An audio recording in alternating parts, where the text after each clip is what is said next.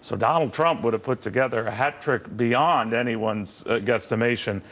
Shelby Holliday joins us, as well as James Freeman, both from the Wall Street Journal. Great to have both of you guys. Shelby, what do you make of this? Well, Neil, it's been really interesting to be in this room because when North Carolina was called, the crowd was excited.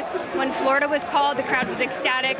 When Wisconsin was called, that's when this place went nuts. And that's because that's a state, it was a reach state for Donald Trump. It was a blue-leaning state. He knew he would have to try to flip it. If you look at exit polls, it's not really surprising. 60% of voters say the economy is in bad shape. 70% say they're angry or dissatisfied with the way the government's actually working. So Donald Trump read this electorate extremely well, and he also read the map extremely well. He has been saying from day one that this race, his support would come from the Southeast and from the Midwest, states like Iowa, Ohio, Wisconsin. We'll see what happens in Michigan and Pennsylvania. So this crowd, the excitement is just building by the minute. You can probably hear them behind me. They're shouting USA, Donald Trump. They feel strongly now that Donald Trump might win this race. Yeah, well, it's a little different there than it is at the Clinton headquarters. That I can tell you. James Freeman, let's say he were to take and hold on to these leads and win Michigan and New Hampshire. He's there. He's the next president of the United States. Yeah, and the fact that he's coming in with a Republican House and Senate means they can get a lot done. I couldn't disagree more with your guest, David Stockman. I don't see gridlock at all. I don't see a government shutdown.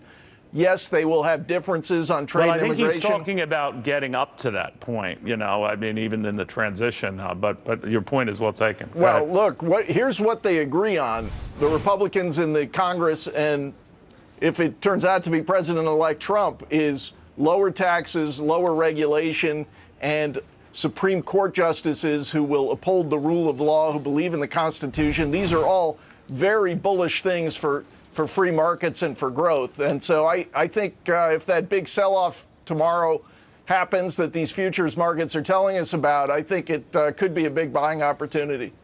Shelby, looking at this and what the Trump people have to do, it would sink in if in the next hour or so they're able to get over the top to 270. And then we'd have to wait to see what the other side would say about whether it was a fair election. But leaving that aside, the pressure really mounts. You almost wonder how a president-elect Trump in that event would deal with his own party, let alone the opposition party. Right, and that's what a lot of Republicans have been saying. He hasn't been able to unite the Republicans. How could he unite the country? And if you look at some of Trump's policies, they're very controversial within his own party. His stance on trade, for example. A lot of pro-business Republicans don't like where he stands on ripping up NAFTA, or withdrawing from NAFTA, ripping up TPP. So he has a lot of work to do. 4 in 10 voters, only 4 in 10 say that they would be ready to get behind and support Donald Trump if he's elected president. That's according to our recent WSJ poll. So he has a lot of work to do uniting the country. I've been talking to a lot of voters here asking them, if Trump wins, what is the first thing you want him to do? And one supporter told me, be gracious. He needs to be gracious. The nation will wake up shocked tomorrow, and he plays a huge role in helping try to unite it and mend these divisions that we've seen over the last year. Shelby, James, thank you both very, very much. Lou Dobbs, be gracious. I will be very gracious, as I say to the Wall Street Journal, terrific reporting.